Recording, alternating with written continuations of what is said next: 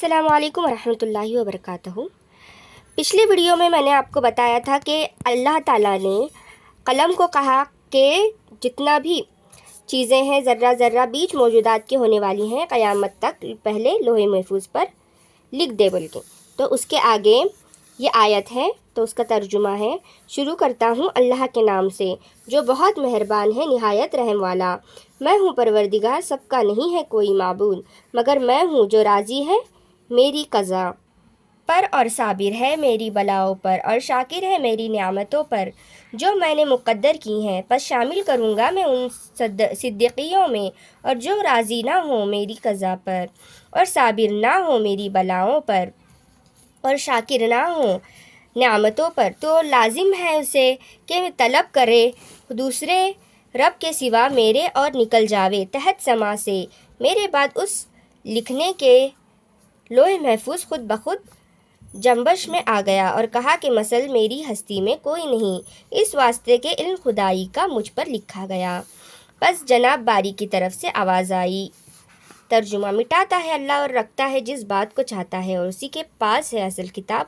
خلاصہ یہ ہے کہ اگر چاہوں مٹا دوں یا رکھوں اور اسی کے پاس الکتاب ہے۔ اور عبداللہ بن عباس رضی اللہ عنہ سے ایک روایت ہے کہ اللہ تعالیٰ نے جو چیزیں مقدر کی ہیں ہرگز اس میں تغیر و تبدل نہیں ہوں گی مگر چار چیزیں، رزق، موت، سعادت،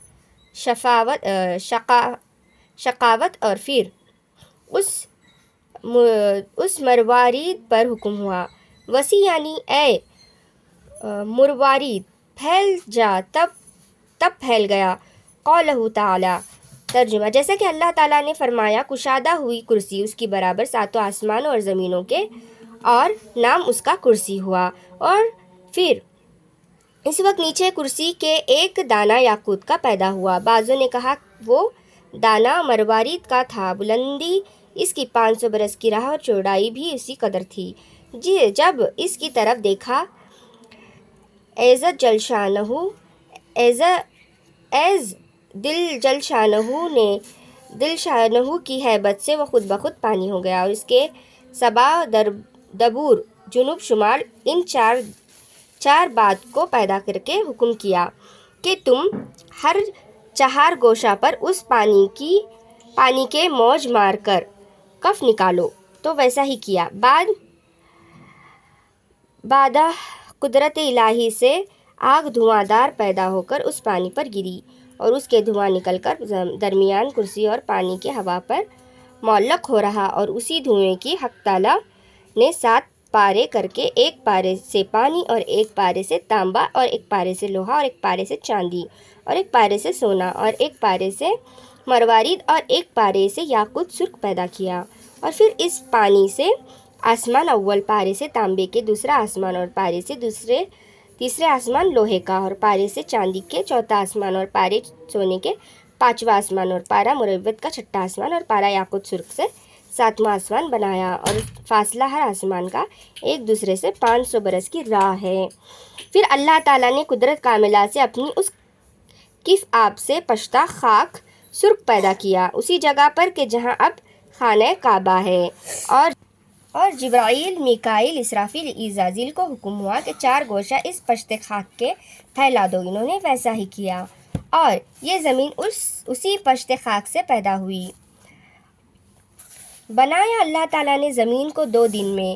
اور ایک روایت ہے کہ عبداللہ بن سلام رضی اللہ عنہ ایک روزہ وال زمین کے دریافت کرنے کے واسطے جناب رسول صلی اللہ علیہ وسلم کے پاس آئے اور پوچھا، یا رسول اللہ تعالیٰ نے اس زمین کو کس چیز سے بنایا؟ حضرت نے فرمایا کف آب سے۔ پھر پوچھا کہ وہ کس سے پیدا ہوا؟ فرمایا پانی کی موج سے۔ پھر سوال کیا موج کس سے نکلی؟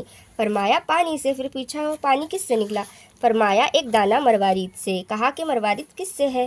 فرمایا تاریکی سے۔ کہا صدقت یا رسول اللہ۔ پھر سوال کیا یا رسول اللہ صلی اللہ علیہ وسلم زمین کو قرار کس سے ہے؟ وہ کوہ کاف سے۔ کہا کوہ کاف کس نے بنایا ہے؟